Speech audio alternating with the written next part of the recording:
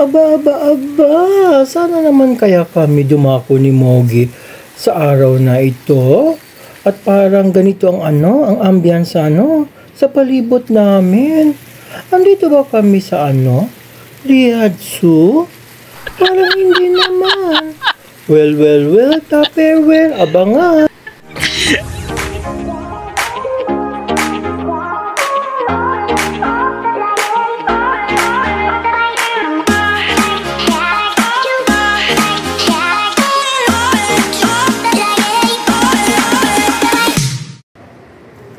Kakaloka, andito lang pala kami sa sa loob ng Galleria Mall.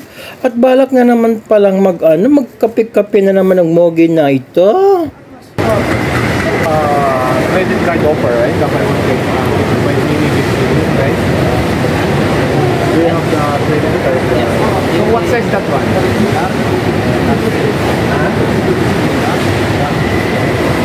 Large. So can I have the large one? For me, one caramel macchiato.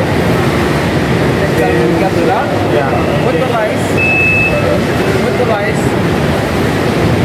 Hot. And then hot chocolate. Hot chocolate espresso or no espresso? Yeah, with the hot chocolate? No. No, just normal. Yeah. And can I have the what's this one? You want no problem? Pieces. No problem. Hi sir, good. How are you? Oh, good. For them. Two piece this one.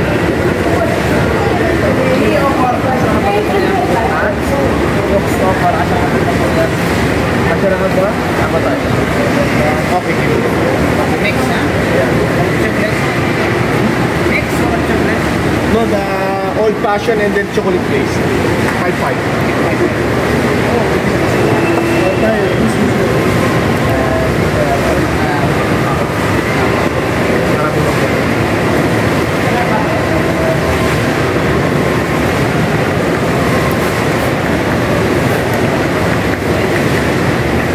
How much total?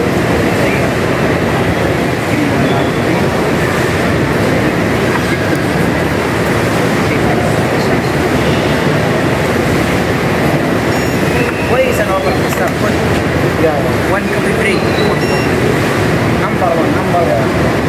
If you have credit card. Yeah. If the other guy you do. Thank you so much.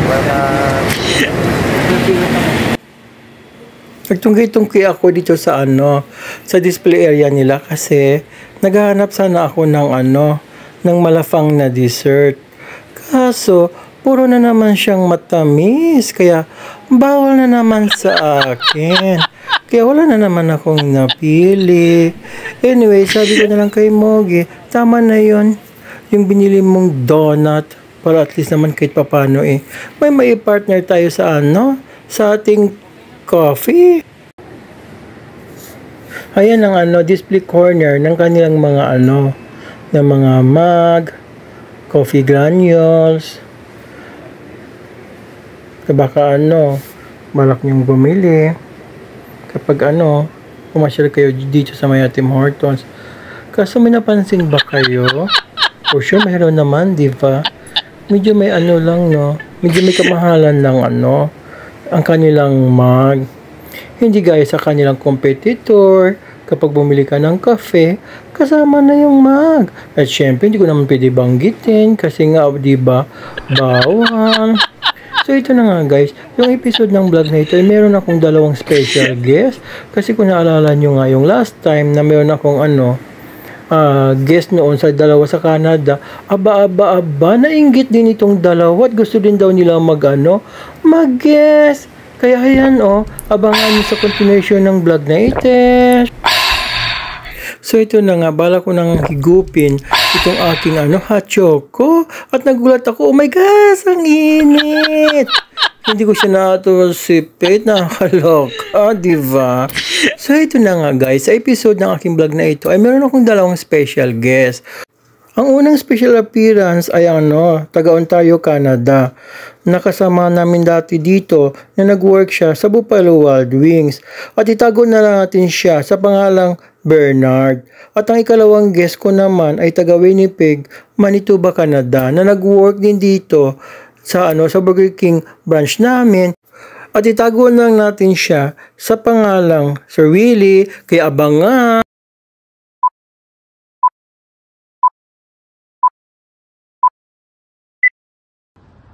Ang branch ng Tim Hortons na iyan ay located siya sa may Toronto, Ontario, Canada. There you go. Welcome to Tim Hortons, one of the branches in Toronto, Canada. Going in.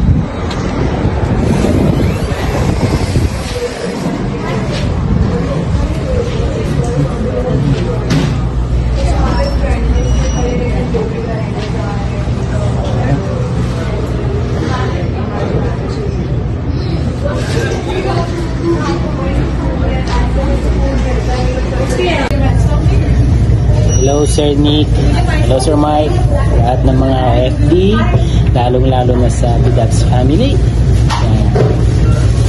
Hello from Canada, I miss you.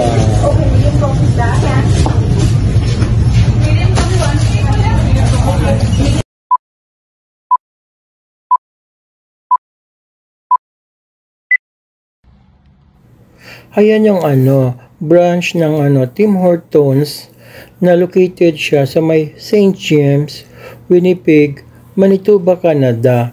At dyan din manggagaling ang aking ikalawang special guest. At bibigyan ko lang kayo ng ng brief context. Ito pala ay nakasama ko dati sa sa branch namin sa may Burger King, sa may Cubal at sa Kadamam area. Hanga din ako sa sa manager na ito kasi napaka din nito. Napaka makatao din, saka marunong din siyang mag-handle ng kanyang mga staff kasi halos din nito, minahal din nito kasi kahit papano mahigpit siya, maluwag siya at marunong siyang umunawa at very professional din ito. Hindi siya yung klase ng ng manager na ngawa lang ng ngawa tapos wala namang kadahilanan basta magngawa lang. Hindi ito, ibang style din ito. Talagang rin ito, mahilig din ito magdala ng kanyang mga staff, mag-refremand sa loob ng opisina at saka lagi din itong nagpapa-outing kapag nagbobonus ang tindahan nila. Ayan na siya, without no further ado, ay pinakilala ko sa inyo ang aking isa pang kaibigan na si Mr. Willie Landicho. Actually, nirequest ko sa kanya sinabi ko sa kanya ay, mag-guest ka naman sa sa aking YT channel kasi marami nang nakami sa'yo. Ang tagal-tagal mo na kasi nawala dito.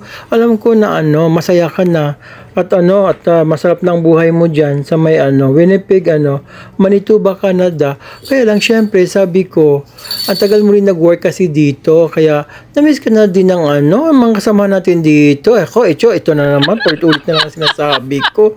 Syempre andito pa rin si Anel Hunsay, tapos ewan ko lang kung inabutan mo pa si Ariel Bitarmos. Kaya saka pipilit ko, na-guess ko rin siya dito. At saka nga pala, andito pa rin pala si Michael Kali kasi nasa office na din siya. Wala na siya sa sa restaurant.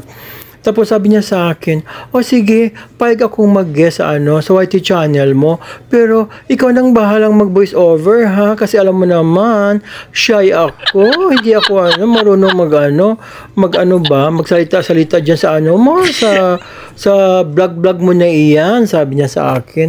Sige, sabi ko, ako nang bahala, basta sabi ko, pumasok ka lang, sabi ko dyan sa may Tim Hortons at magkapi-kapi ka at bumili ka rin ng sandwich. Kunwari baga. Ututo ko din pala. Esensya na. Pinapatawa ko lang kayo kasi masyado naman kasing seryoso ang pagmumukha ng aking friendship na ito. Pero walang kaetyusan Thank you din kay Sir Willie kasi pinagbigyan niya ako na mag-guest siya dito sa aking vlog. At syempre pa, di ko rin makakalimutan si Mr. Bernard Manding na din, na pinag-unlakan din niya ako. Siya sa mga iba ko pang mga kaibigan dyan kung kung feel niyong mag-guest sa aking vlog, open ako ha. Comments down below at magparamdam naman kayo. O paano guys, dito ko natatapusin ang ang vlog ko sa araw na ito. At sana nagustuhan nyo naman. Babo mama.